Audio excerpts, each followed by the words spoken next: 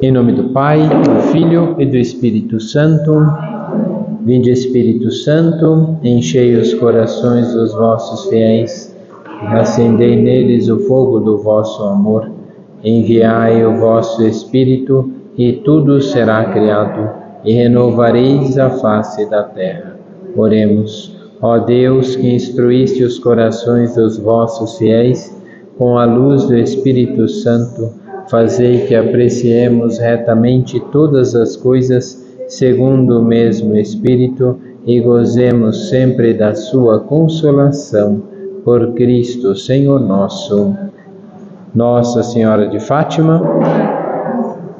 Hoje continuamos a Escola da Fé com o Catecismo, ainda na parte do povo de Deus, a Igreja, a partir do parágrafo 781. Deus escolheu um povo, e esse povo era o povo de Israel. Escolheu o povo judeu para anunciar essa verdade, a verdade do Deus Uno, e exatamente escolheu esse povo para que ele temesse a Deus e praticasse a justiça, tivesse medo de perder o amor de Deus e praticasse a justiça. Assim, Deus escolheu esse povo, e escolheu um povo e estabeleceu uma aliança com eles. Instruiu-os passo a passo, tudo o que tinha que fazer, até quando traíam, até quando negavam, até quando desobedeciam.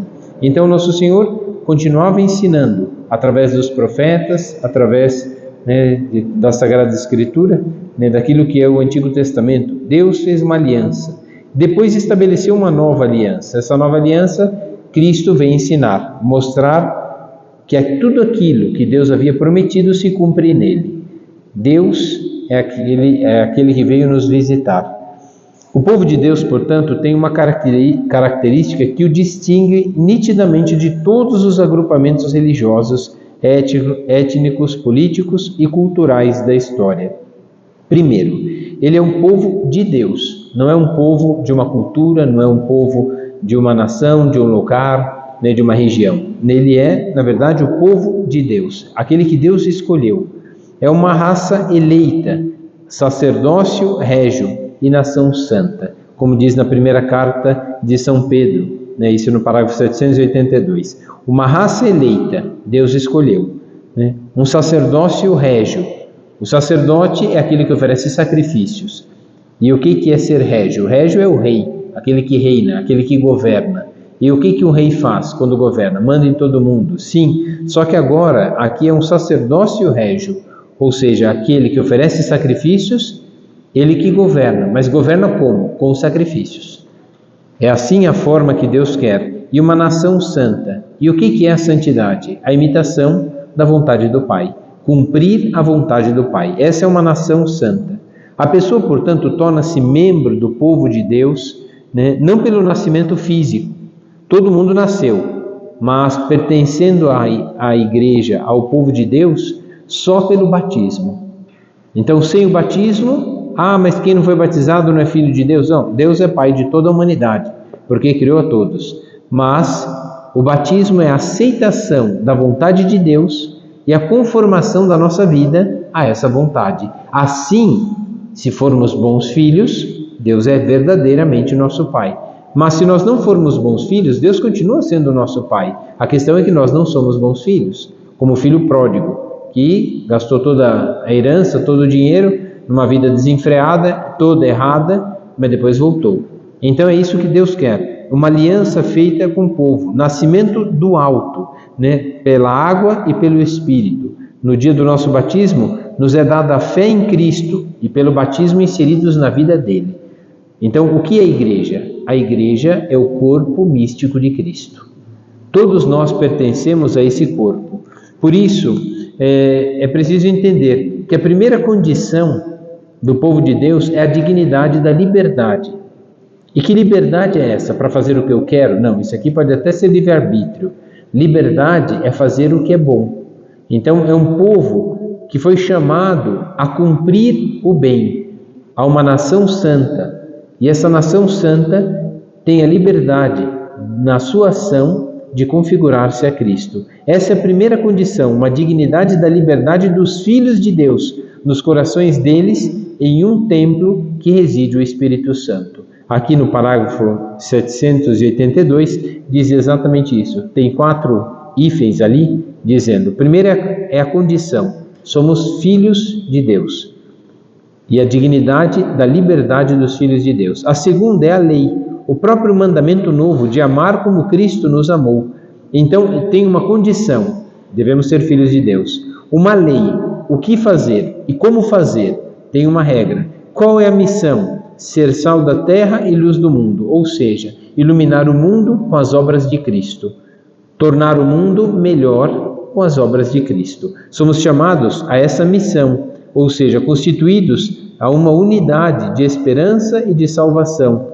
E temos uma meta, que é o céu, o reino de Deus. Por isso que ele se inicia na terra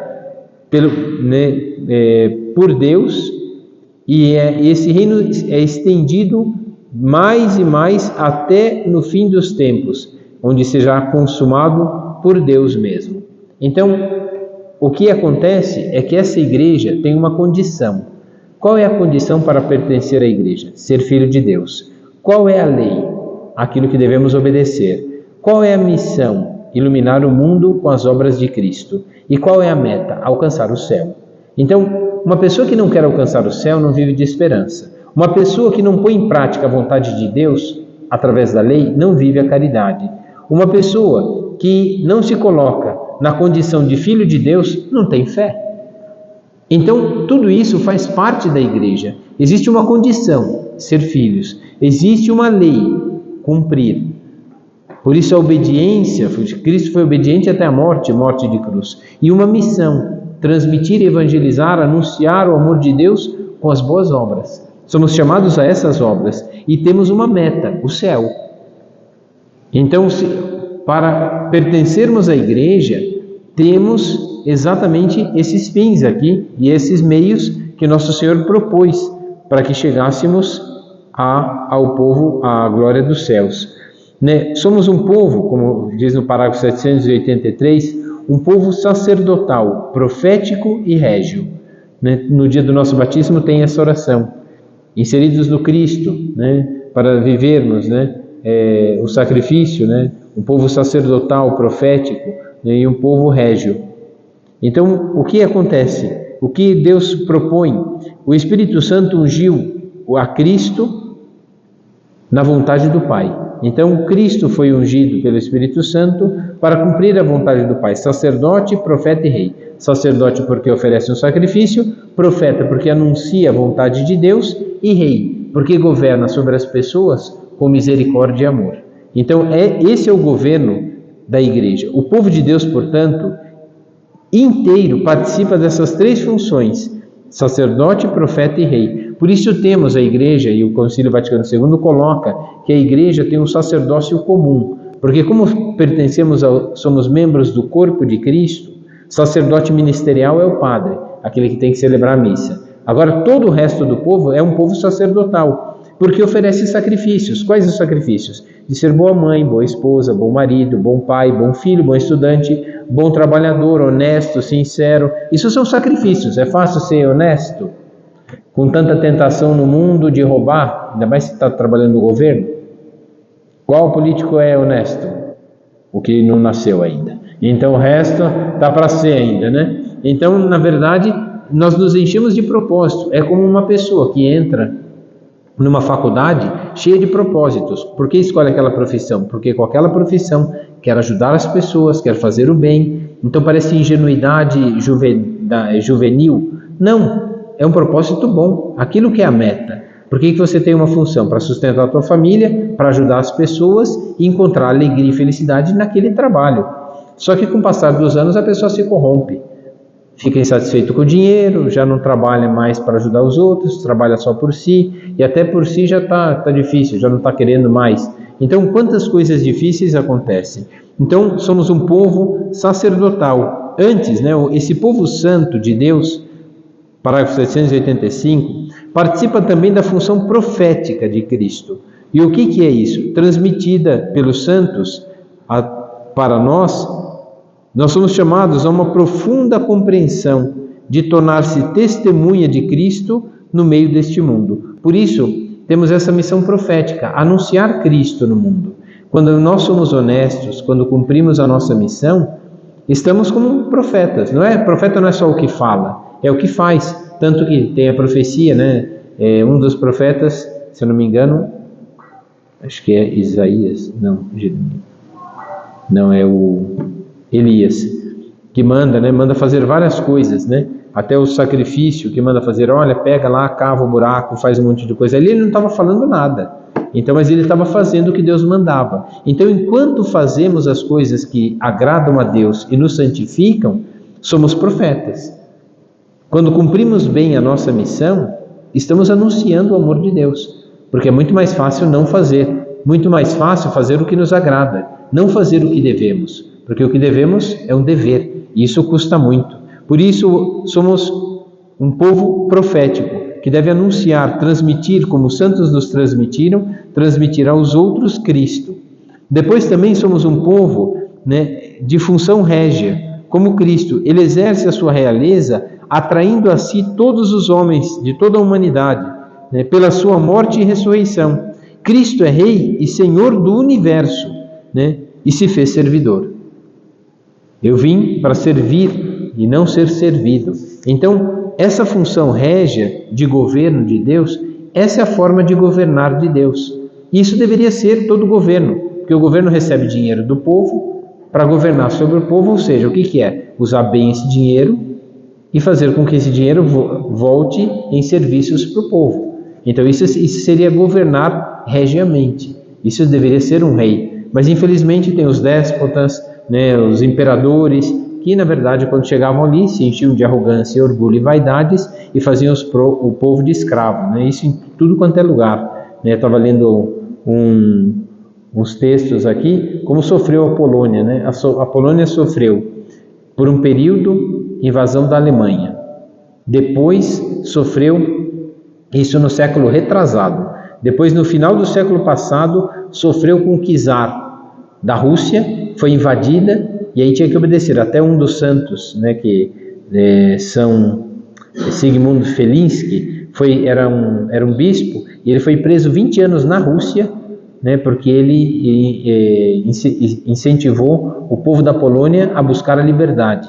Né? Então eles ficaram muitos e muitos anos, né, sob a guarda, né, do imperador, do czar, né, russo. Né? E aí pensa, né, aí acabou. Não, aí quando veio o comunismo, piorou, né? Aí que de verdade foram perseguidos de novo, né? Então viveram cerca de 150 anos, né, sobre praticamente escravidão e domínio dos outros, né? Então isso era a forma de reinar, tanto de Dom Czar quanto do comunismo foi a mesma, né? Não mudou nada, né? Tanto o império quanto também o comunismo se serviram das pessoas e escravizaram, né, praticamente os poloneses. Depois voltou, quando a gente pensa, acabou tudo, né, e no final vem a Alemanha, também faz a mesma coisa com eles, né? Quando conseguiram uma liberdade plena foi agora, mas agora a Rússia já está invadindo a Ucrânia, que é do lado, já invade a Polônia também, né?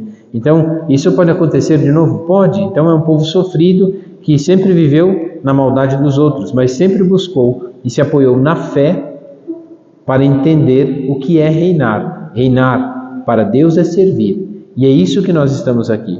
O que é uma pessoa que reina sobre o seu lar? Aquela que serve.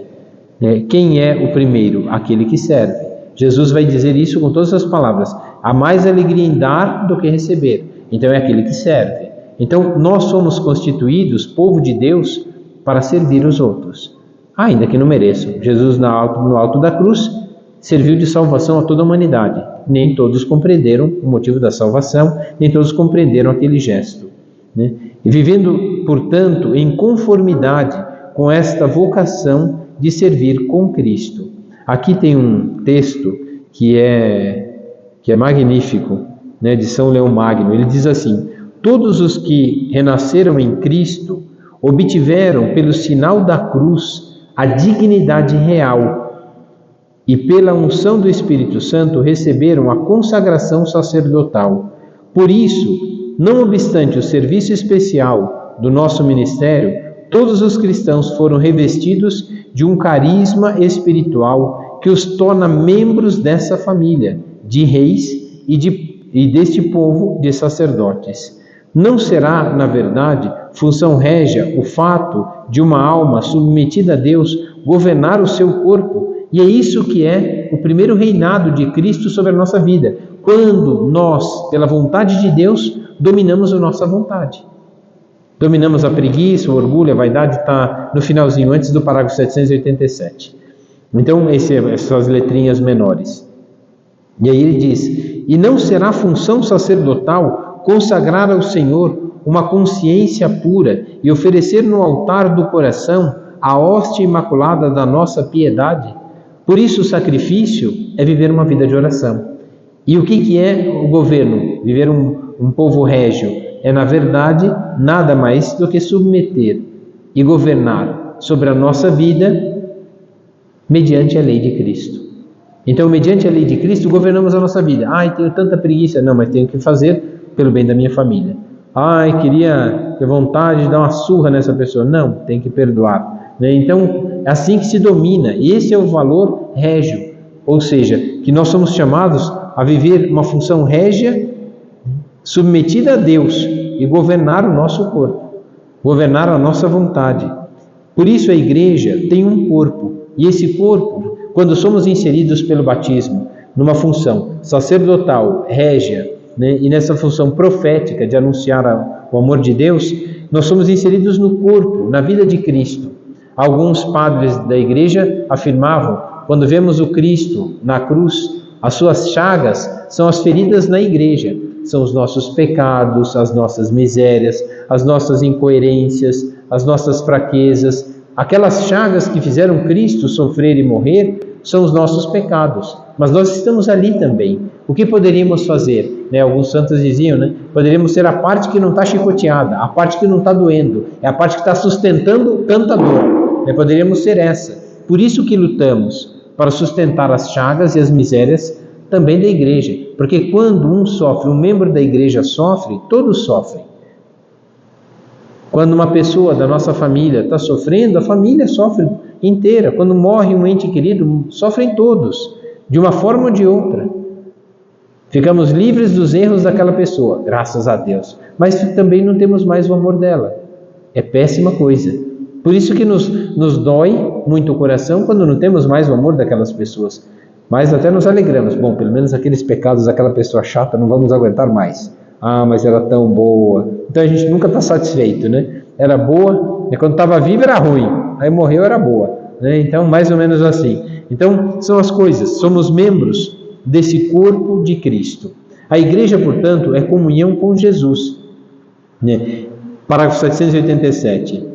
Revelou-lhes o mistério do reino, deu-lhes participar da sua missão, da sua alegria e dos seus sofrimentos. É isso participar da vida de Cristo, da sua missão, da sua alegria e dos seus sofrimentos. Quais foram as alegrias de Cristo? Fazer a vontade do Pai. E a vontade do Pai fez um bem para todo mundo, os curados, os ensinados, os advertidos, todos esses, de verdade se alegraram, porque Deus veio a eles. Os sofrimentos, porque Cristo se compadece da dor e da fraqueza de todo mundo. Ele sofre, antes de ir para a cruz e sofrer a paixão, já sofria por nós.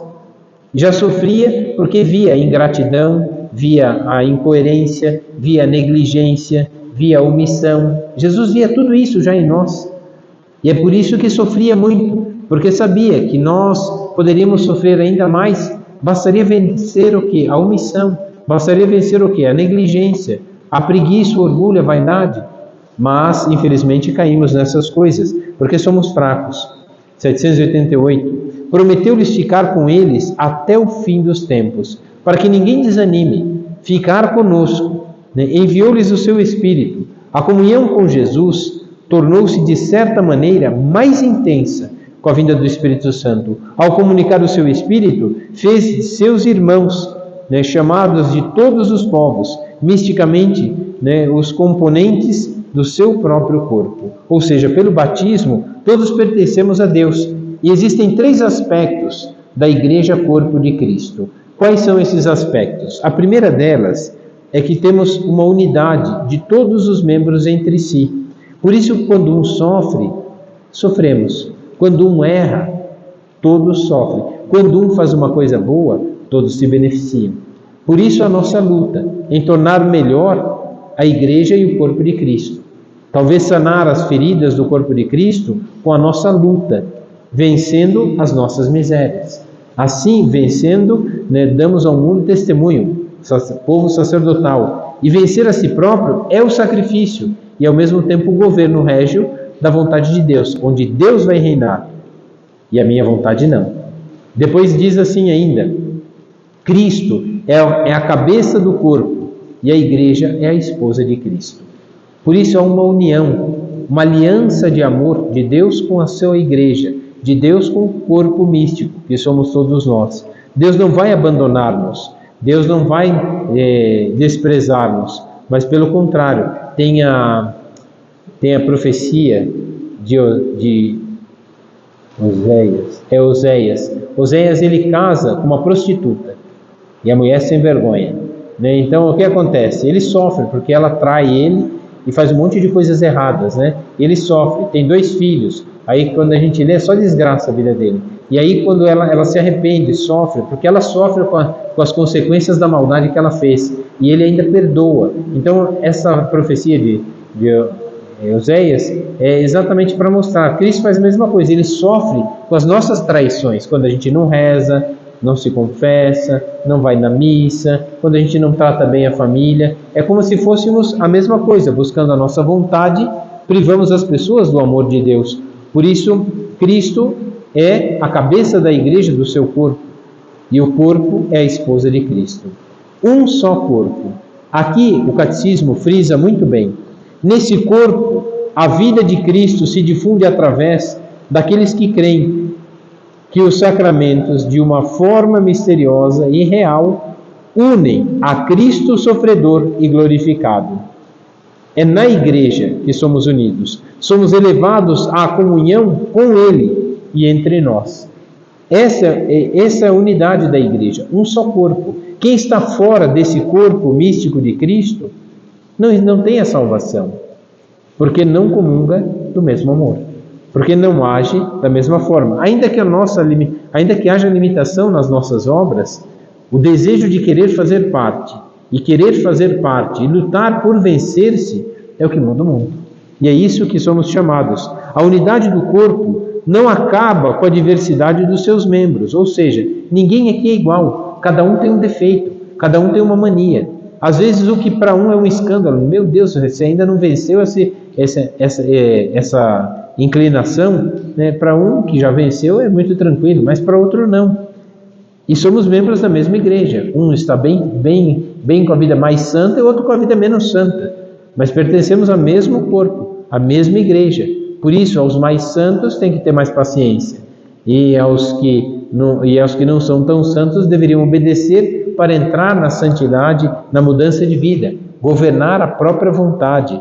Por isso, uma das virtudes que nós nascemos é a temperança. A virtude da temperança é a moderação da nossa vontade. Temos muitas vontades, mas se nós não moderarmos a nossa vontade, só fazemos besteiras. Por isso, um só é o Espírito que distribui os dons variados para o bem da Igreja, segundo as suas riquezas e as necessidades dos ministérios. Então, o Espírito Santo dá a graça para todo mundo. A questão é que o efeito dessa graça em cada um vai dizer respeito àquilo que ela corresponde. A quem muito é dado compreender, a quem muito é dado fazer, esse é dado a graça é maior. É verdade que a responsabilidade também é maior, mas é dado uma graça maior. Não, a graça é a mesma, só que o efeito dela é maior. É a mesma coisa quando as pessoas, de verdade, quando duas pessoas se amam, elas se abraçam, se beijam e dizem uma para a outra, eu te amo. Aquela que ama, mesmo o gesto não sendo tão concreto quanto o dela, sente que aquilo é amor, mesmo a outra sendo um amor menor do que a outra. Mas porque como ama, o efeito do amor do outro foi maior. Por isso que a beleza do amor é aquilo que nosso Senhor fala, é dando que se recebe. Quanto mais amor se dá, quanto mais amamos a Deus, tanto mais a ação da graça santifica a nossa vida.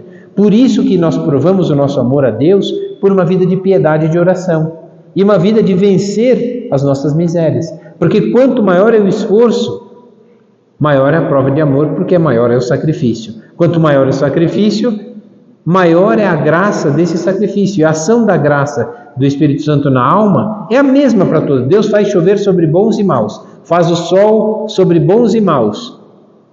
Qual o efeito do sol na pessoa que tem câncer de pele? É ruim. E na pessoa que está com menos vitamina D? Aí é bom. O sol é o mesmo, mas para um faz bem, para outro faz mal. A graça de Deus é assim. Para uns que estão na busca por Deus, vivendo a unidade com Ele, faz um bem enorme. Mas para outros que não aproveitam a graça de Deus, vivem no pecado, foi dada a graça, mas desperdiçaram, como o filho pródigo. Recebeu toda a herança. O que ele fez com o dinheiro? Nada, não tinha juízo. Então é isso que acontece. Quando nós não aproveitamos das graças de Deus, nós não experimentamos. Mas como tocar isso e experimentar isso?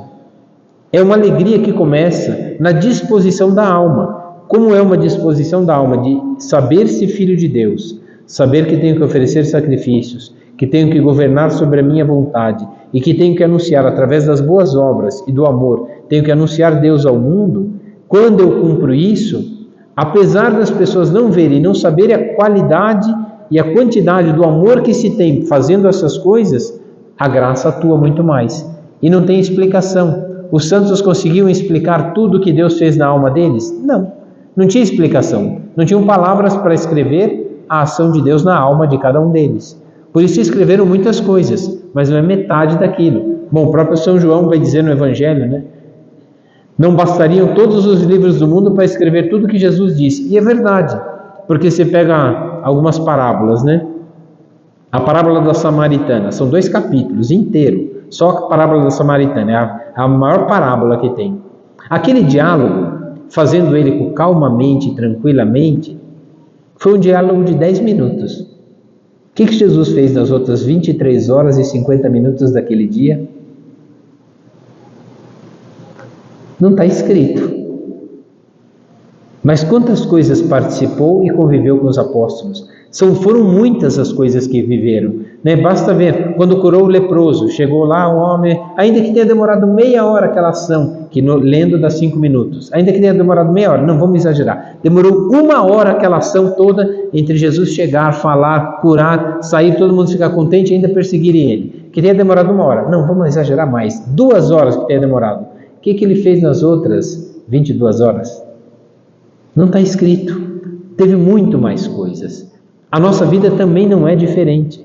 Pertencer à igreja é dar testemunho sempre, até quando dorme, né? Quando acorda de madrugada com insônia, não reclamar. Então, oferecer, já está deitado, está reclamando por quê? Ah, mas eu queria dormir. Sim, mas já está descansando, já está bom, né? Então não é a melhor coisa, não? Ah, então não quer dormir? Então senta, pega um livro e vai ler, né? Então pelo menos não perde tempo, né? Então aí dorme, se pegar o livro para ler, vai dormir rapidinho, né? Então são certas coisas que de verdade a gente vai entendendo o amor de Deus por causa disso, né? Segundo as riquezas e as necessidades dos ministérios, Deus age com a sua graça, segundo a necessidade. Quanto maior for a nossa necessidade e maior for a disposição, maior a ação da graça. Quanto menor for a necessidade, às vezes não é nossa, não temos, mas os outros têm, e se rezamos por eles, então fazemos com que a necessidade dos outros seja em nós compaixão. Então aumentamos também a graça de Deus em nós por causa desse amor,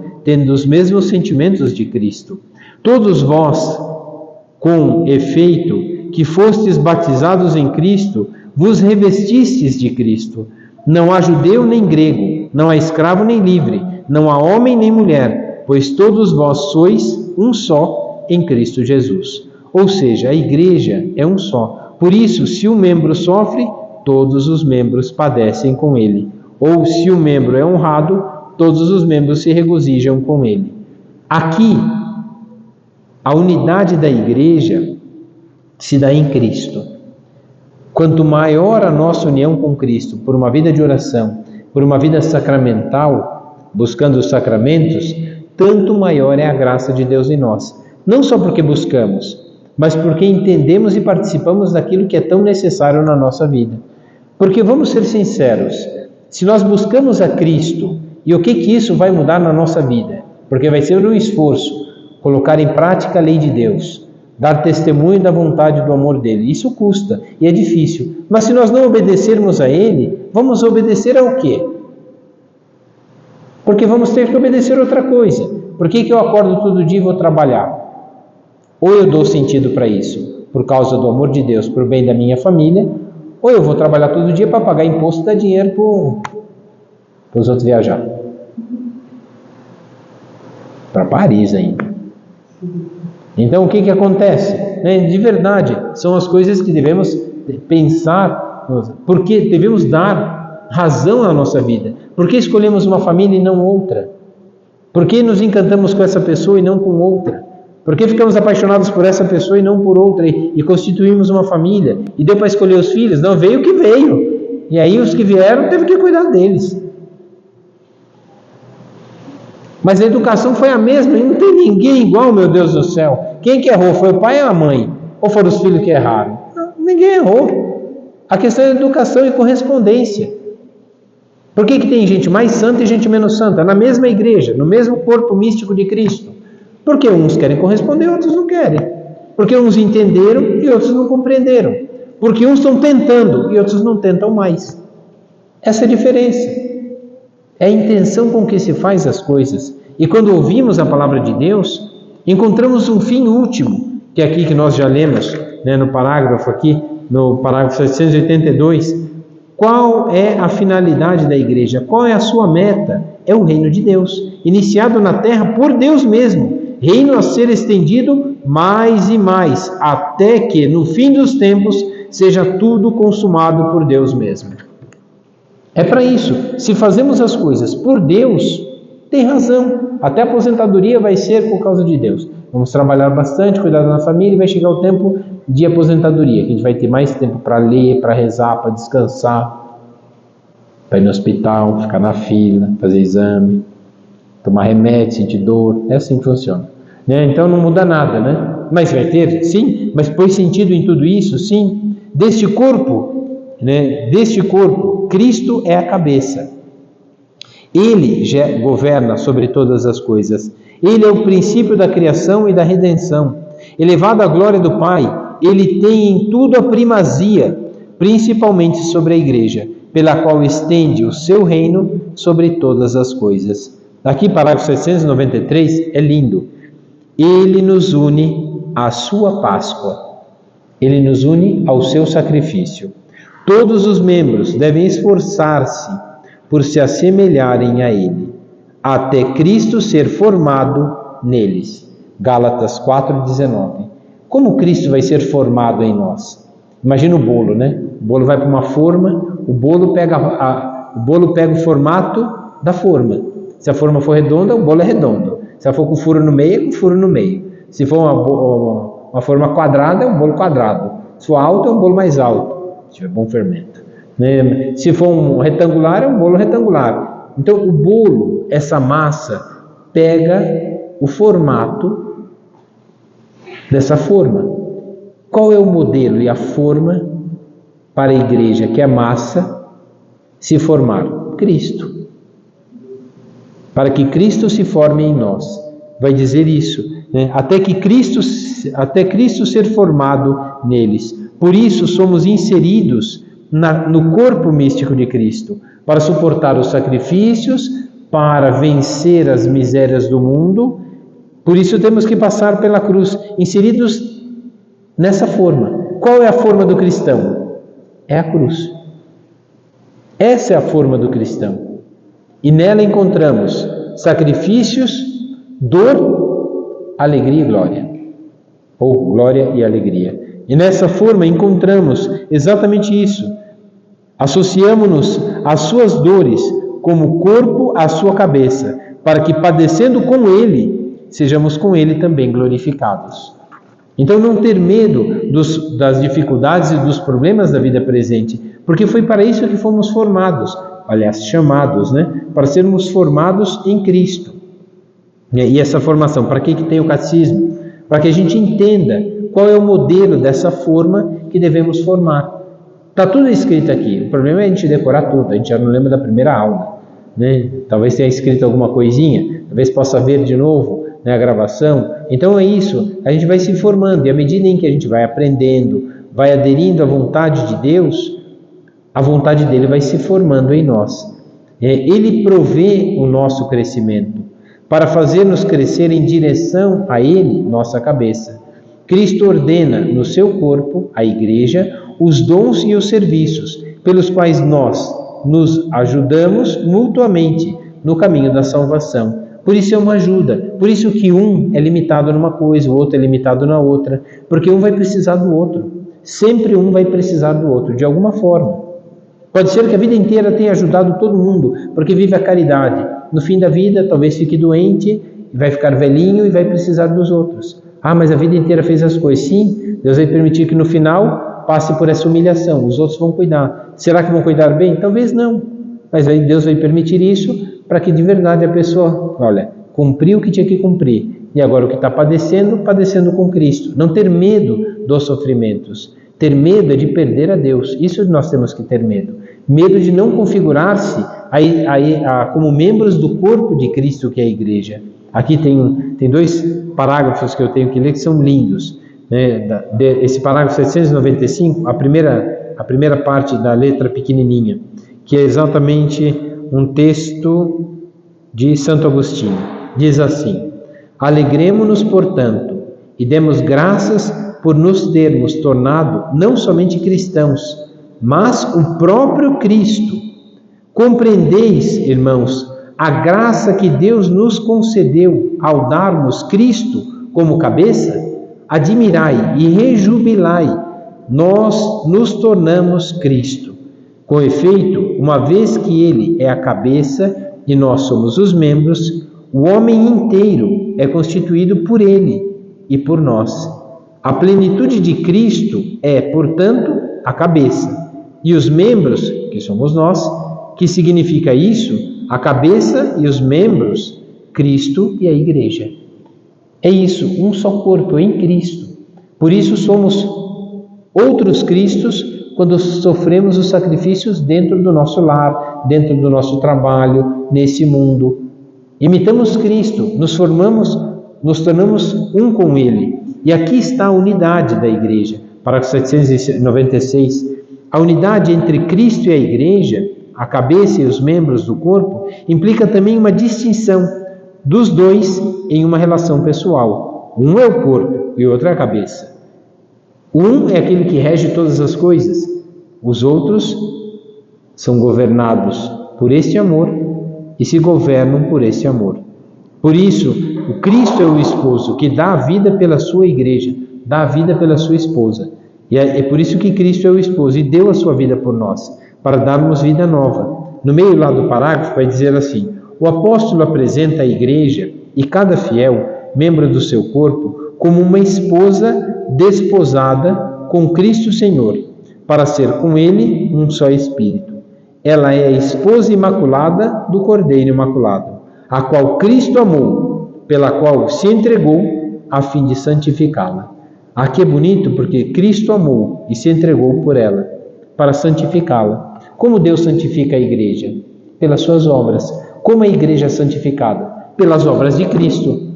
Em quem? Em nós. Por que a igreja não é tão santa? Porque eu não sou santo. Por que na igreja tem muito defeito? Porque eu não corrigi os meus. Por que a igreja não está bem? Porque eu não estou bem.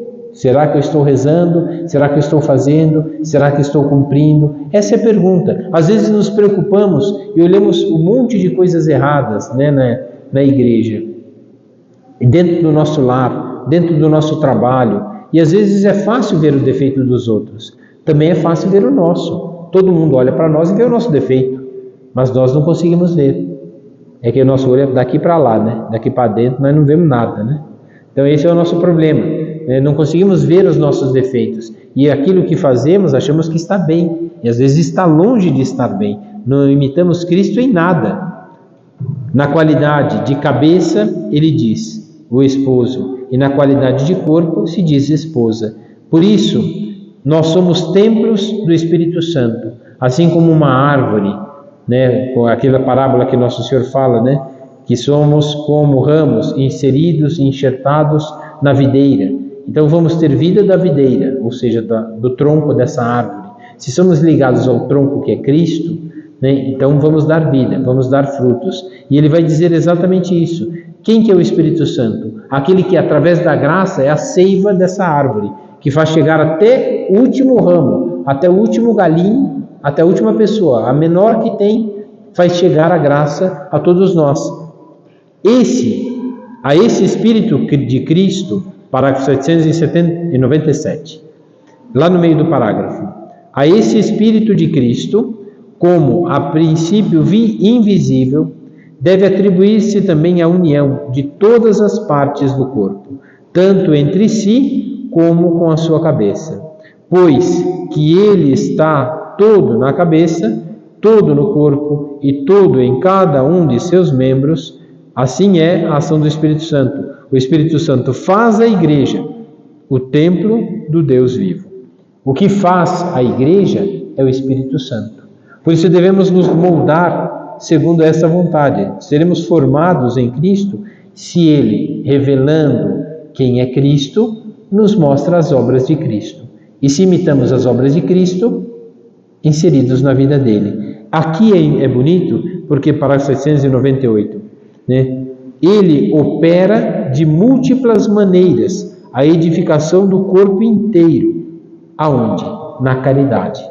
É na caridade que a edificação da igreja acontece. Quando ela é edificada? Na caridade. Quando vivemos plenamente essa caridade. Parágrafo 799 diz assim, esse eu vou ler inteiro. Sejam extraordinários e sejam simples e humildes. Os carismas são graças do Espírito Santo, que direta ou indiretamente têm uma utilidade eclesial. Ou seja, em todas as pessoas, os dons que o Espírito Santo traz são bons para todos. Direto ou indiretamente fazem bem para todos. E aí continua, né? Ordenados que são a edificação da igreja, ao bem dos homens e às necessidades do mundo. Aqui são esses dons extraordinários do Espírito Santo. E aos simples e humildes, esses compreendem e colocam em prática. Mas aos orgulhosos e soberbos, Deus derruba de seus tronos. Porque o verdadeiro governo da igreja está na simplicidade e na humildade. E qual é a humildade? De Cristo, não dos homens, porque nós não somos, né? Viu a pequenez de sua serva, a humildade de sua serva. Sim, porque Deus já tinha dado todas as graças para Nossa Senhora. Por isso ela é humilde, serva. Nós, quando seremos humildes, estamos longe de ser. Até São Paulo, que é o grande apóstolo, né, não tinha muita humildade, né? Brigou com São João Marcos, brigou com Barnabé, brigou com São Pedro, brigou com todo mundo. Devia ser uma pessoa boa, insuportável na igreja, que só vivia brigando, né? Brigava com todo mundo, mas tinha um zelo enorme em trazê-las todas para Deus. Então por isso brigava.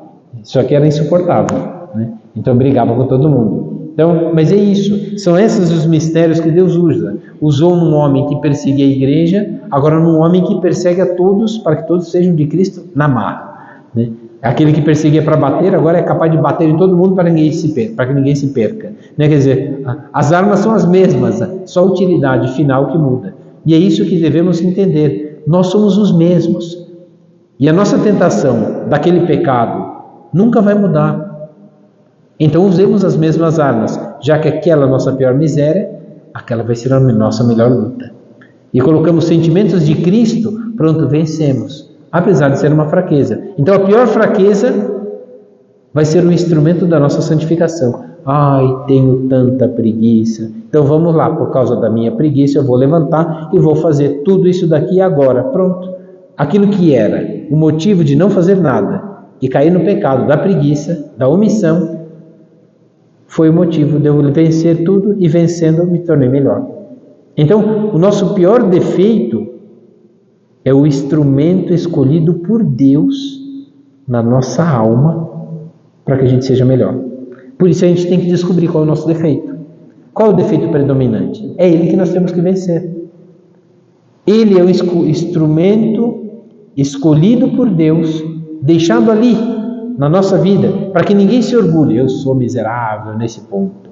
Pronto. Aí a pessoa se reconhece e ela luta, pronto, ela se torna melhor. Como ela vai ter que lutar todo dia com aquela miséria, pronto, se tornou melhor. Uma luta todo dia. Carregou a cruz todo dia, vai ser glorificado no final das contas. Às vezes as pessoas não entendem, reclamam do serviço. Mas tem um lado bom do serviço. Se não trabalhasse, estaria desempregado. Ah, mas não é o melhor serviço. Sim, não é o melhor serviço. Mas tem o serviço. Olha com o olhar de Deus e faz bem. Faz bem as coisas pelo bem dos outros. E no final do dia está livre. Vai embora para casa. Pronto.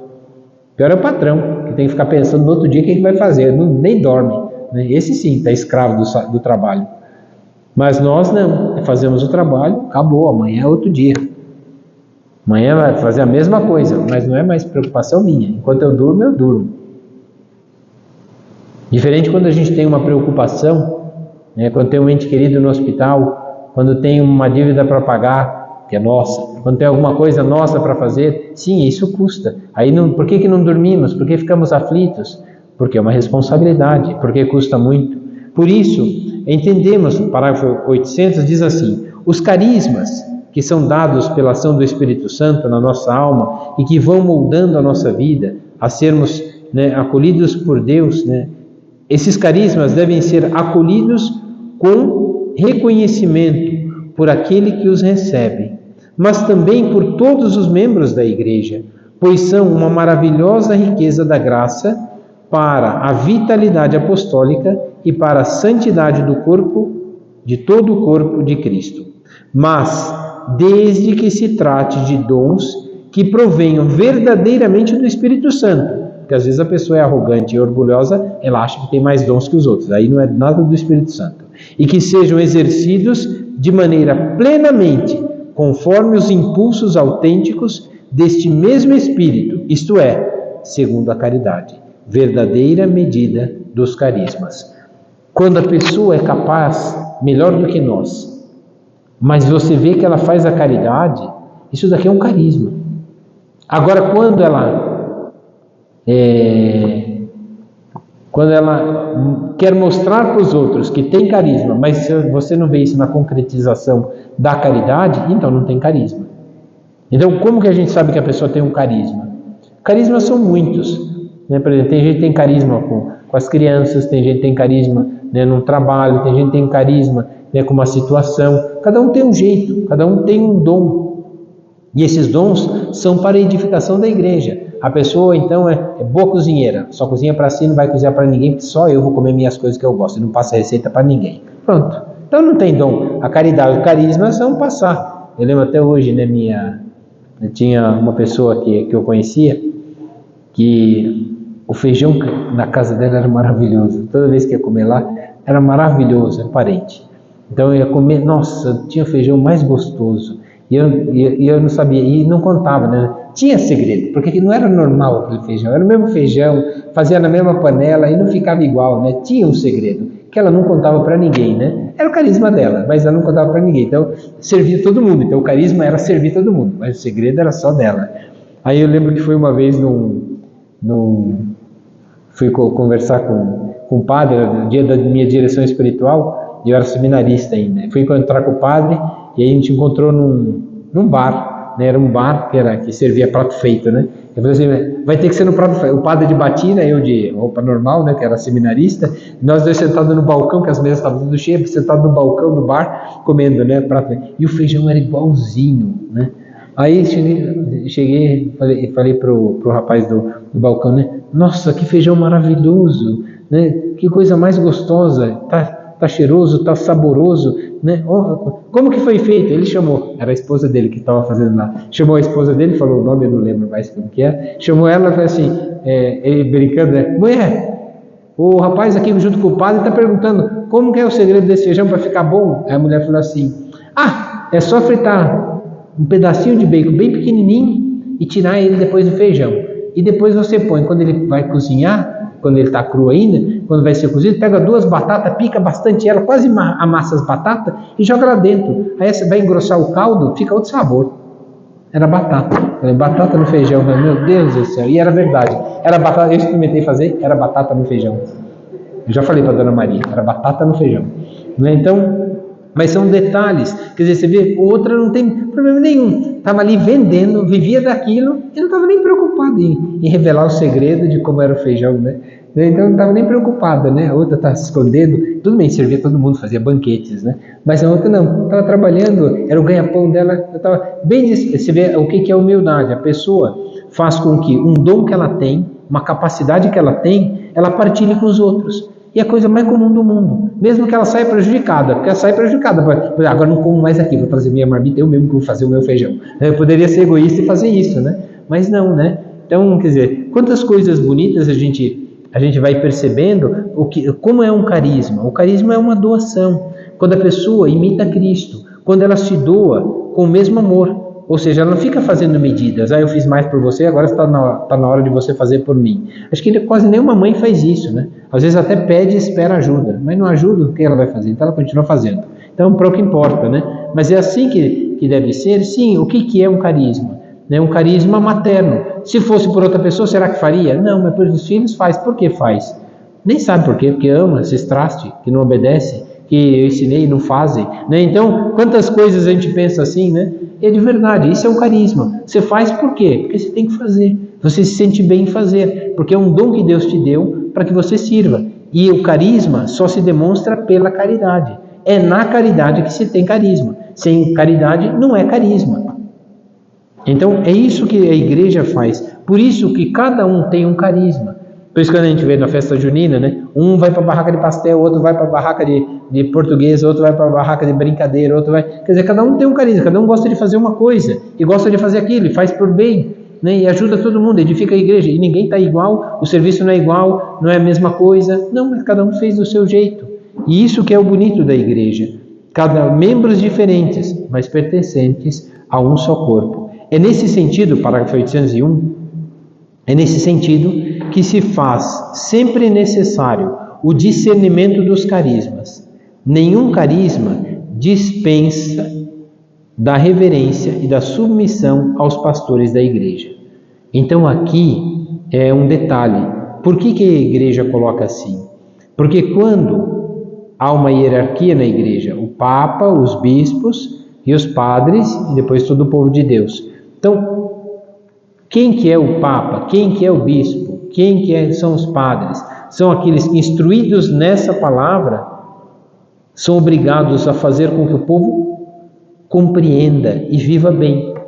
Então, o que acontece? Quando vê uma coisa que não está bem, ele tem o dever de corrigir, não pode ser omisso. Tem que corrigir para que não fira a igreja com os seus problemas. Então, custa muito para o padre corrigir. Porque a gente tem que corrigir todo mundo. É como um pai e a mãe quando tem que corrigir os filhos. O problema é esse. Tem vontade de dar uma surra em um, porque aprontou, mas aí os outros dois não dão a surra. O que apanhou, eu falei assim, por que não bate nos outros? Só em mim.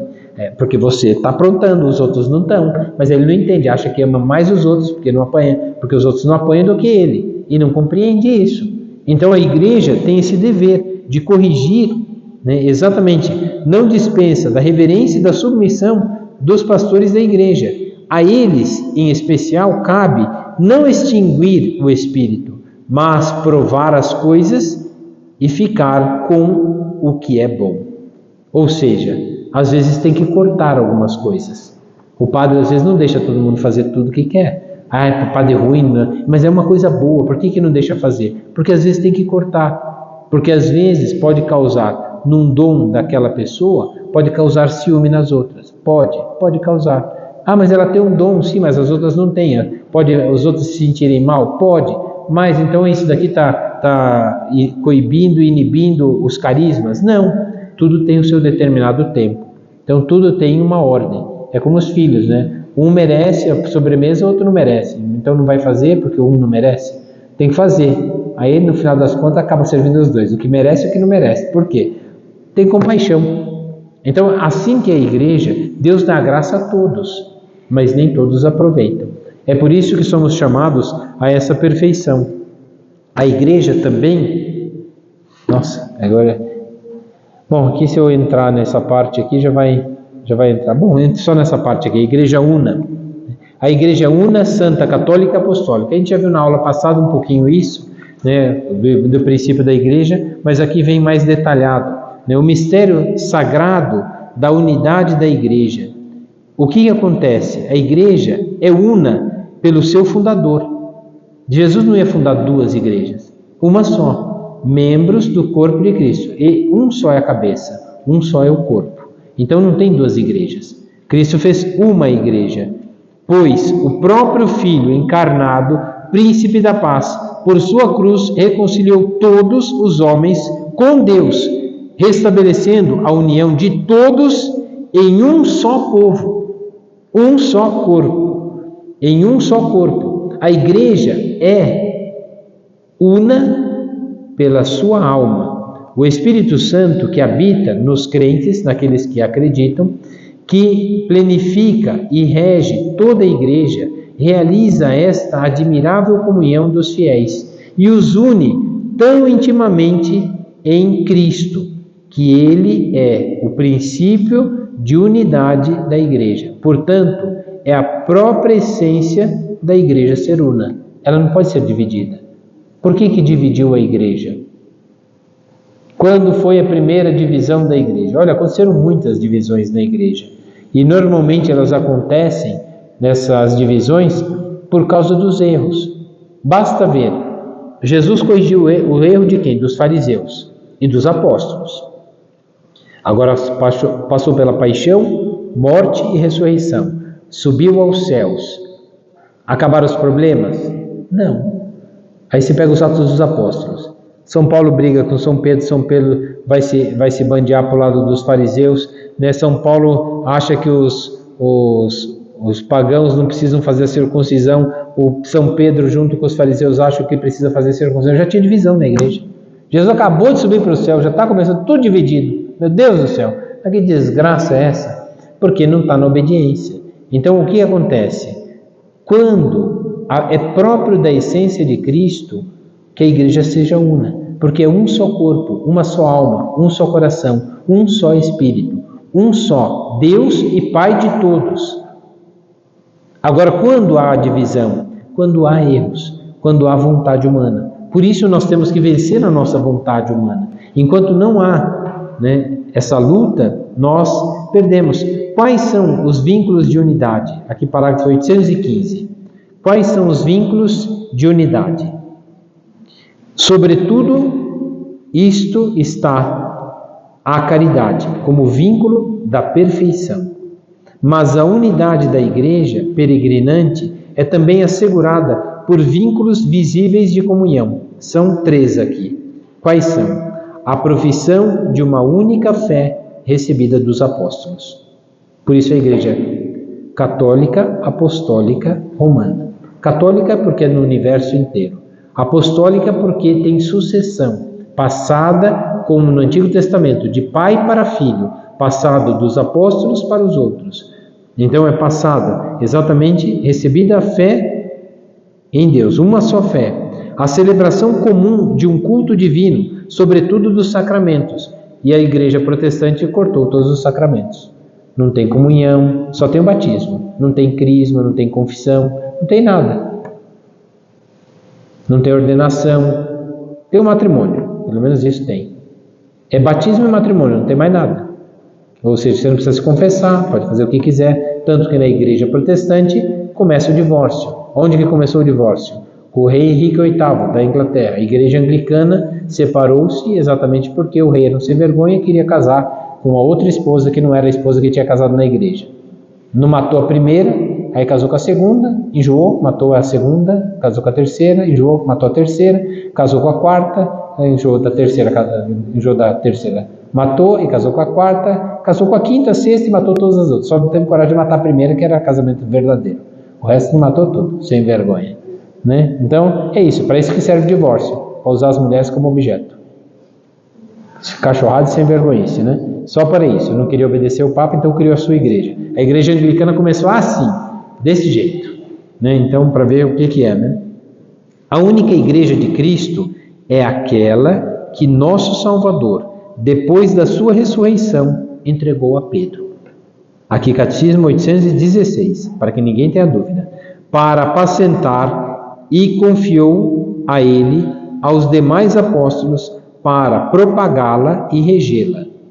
Esta igreja, constituída e organizada neste mundo como uma sociedade, subsiste na Igreja Católica, governada pelo sucessor de Pedro e pelos bispos em comunhão com ele. Porque tem bispo que não está em comunhão com ele. Os que não estão em comunhão com ele, com Pedro, se dispersam. Pedro, tu me amas, ali está a caridade. E é o vínculo da obra dele, de caridade. Tu me amas, apacenta as minhas ovelhas. Cuida delas. Então, quando Pedro não cuidou, São Paulo corrigiu. Aí ele se arrependeu e começou a cuidar melhor. Então é isso que nós fazemos. Temos uma missão. Esse é o carisma. Cada um tem um carisma. Quem é casado já tem um carisma por excelência. Mas tem outros ali que são carismas menores. Mas o maior é esse. É o do matrimônio. Em constituir no corpo místico da igreja uma família, uma célula desse amor de Deus no meio do mundo. Ave Maria, cheia de graça, o Senhor é convosco. Bendita sois vós entre as mulheres, bendito é o fruto do vosso ventre, Jesus. Santa Maria, Mãe de Deus, rogai por nós, pecadores, agora e na hora de nossa morte. Nossa Senhora de Fátima, o Senhor esteja convosco. Abençoe-vos Deus Todo-Poderoso, Pai e Filho e Espírito Santo.